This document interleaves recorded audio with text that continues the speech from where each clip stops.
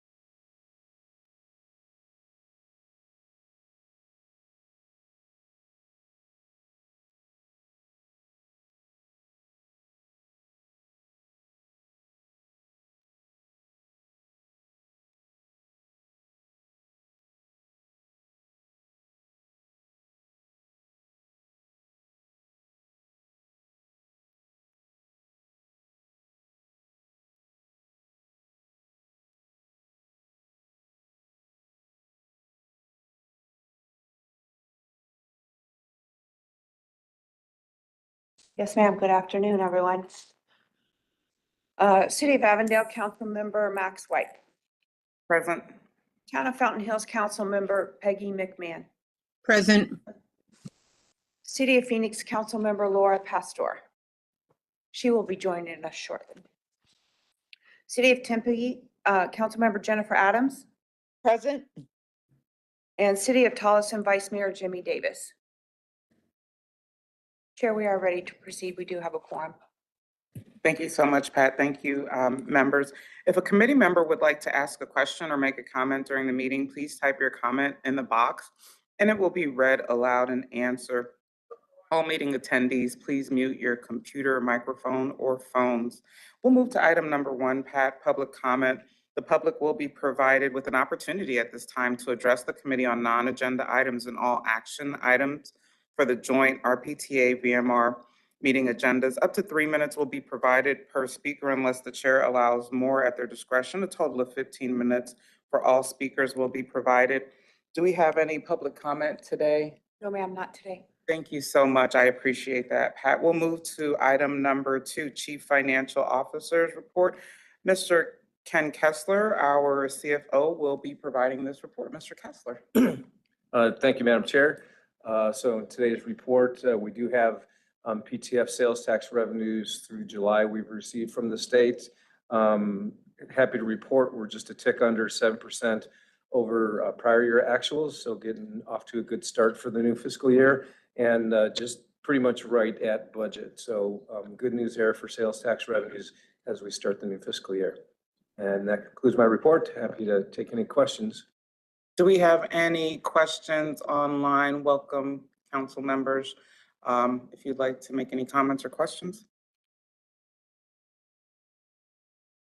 Seeing none, we'll move to item number 3. This item we will need to take action on. It's the minutes from the August 7th, 2025 AFS meeting. They're presented for approval. If you need a moment, go ahead and take a look at these minutes to determine if we need any corrections or additions. I move that item number 3. I make a motion for item number 3, the minutes. I second that motion. I heard a motion by Councilmember Pastor and a second by Councilmember Adams. All those in favor? Aye. Aye. Aye.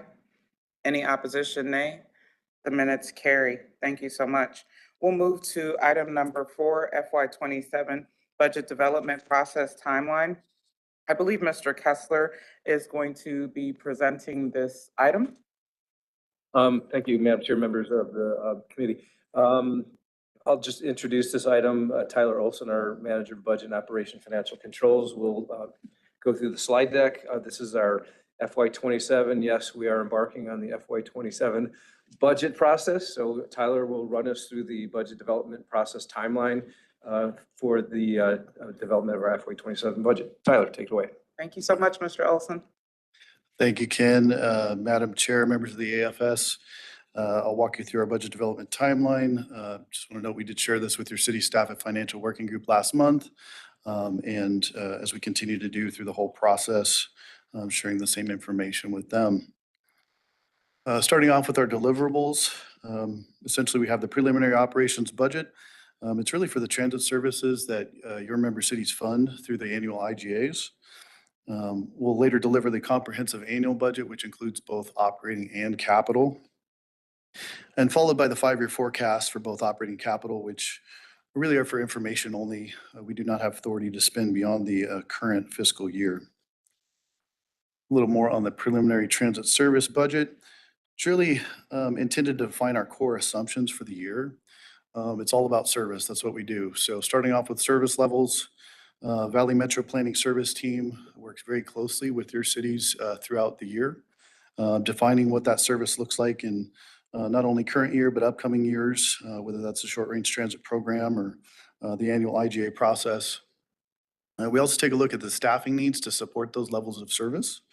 Also any initiatives around the strategic plan. I want to make sure we get some of those in there. And then of course we have some contingency because it's so early on in the process. Costs and contingency generally move downward as we move throughout this process.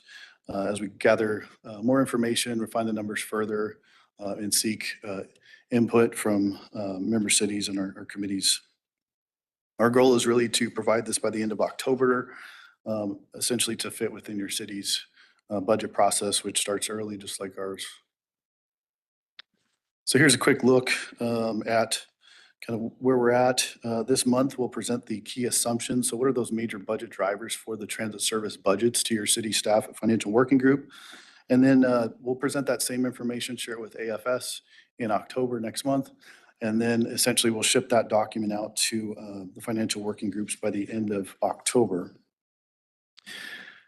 And then from that point in time, we're really refining those numbers further, as I mentioned, continuing to have those discussions with your city staff for service levels. We will send a preliminary kind of an IGA mileage assumptions to city staff directly to seek their input in December, because we end up sending out a draft of that document in February. We'd like to make sure that your cities have seen it early and have had that chance to provide input. In January, we'll come back to Financial Working Group, revisit those key assumptions. What has changed? Have fares, moved up or down from what we first thought? Federal revenues, whatever that might be. And then essentially share that same information again with AFS.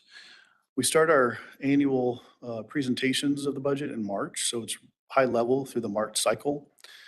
And then in April, we get into the numbers a bit more. If you remember from last year, the initiatives, kind of strategic plan, each one tied to what's really driving our budget, increases, decreases by line item, and talk about that a bit more.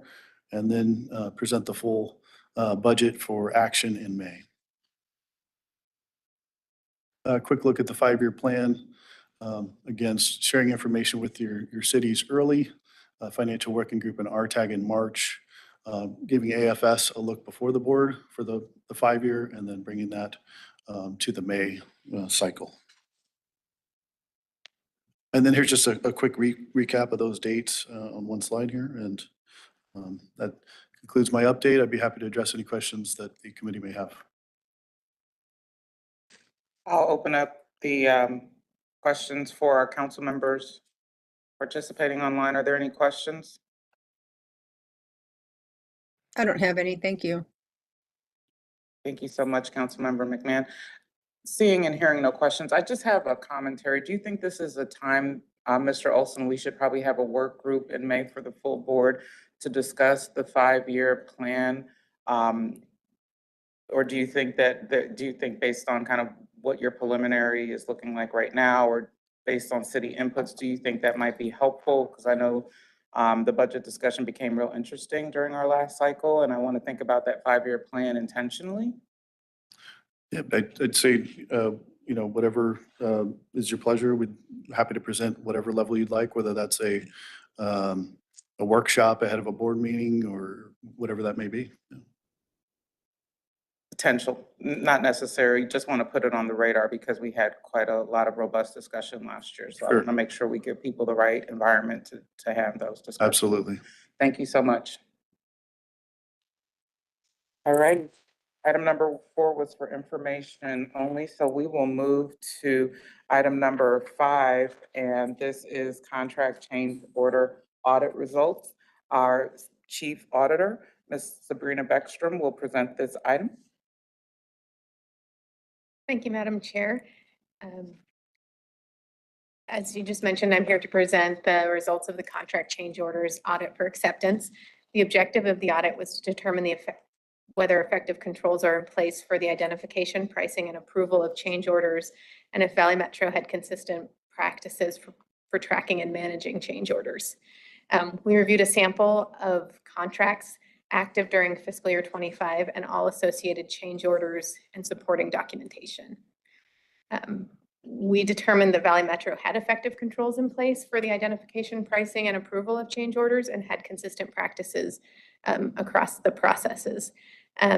There were no issues identified or findings as a result of the audit, and I'm happy to answer any questions.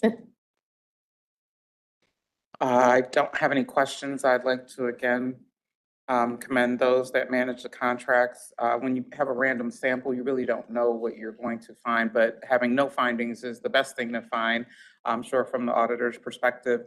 Any concerns, questions, commendations from our participants online? Seeing none, we'll move to thank you so much. We do need a motion to accept this, so I will entertain a motion in a second to accept the contract change order audit report. I So accept moved. Second. Yep. I have a motion by Councilmember McMahon, a second by Councilmember Pastor. All those in favor, aye. Aye. Aye. Any opposition, nay? The motion carries and we have accepted this contract change order audit. Thank you so much. We'll move to item number 6, our internal audit update. Our Chief Auditor, Ms. Beckstrom, will introduce this item. Thank you, Madam Chair. I'd like to invite our audit manager, Larry Conrad, up to address this item. Welcome, Mr. Conrad. Thank you, Madam Chair, and members of the subcommittee. I'm here to present this month's internal audit update. Okay, for our fiscal year 25 audits, we completed the contract change orders audit that Sabrina just presented. And we also completed one internal safety and security audit. It resulted in 2 corrective action plans, or CAPs. And in progress right now, we're reviewing the final draft audit reports for the IT patch management and travel expenses and reimbursements audits. The vehicle disposal process audit, we're completing test work on that, and we hope to draft a audit report next week. The external auditors notified me that the construction management contract audit, the completion date or projected completion date has been pushed back to the end of October.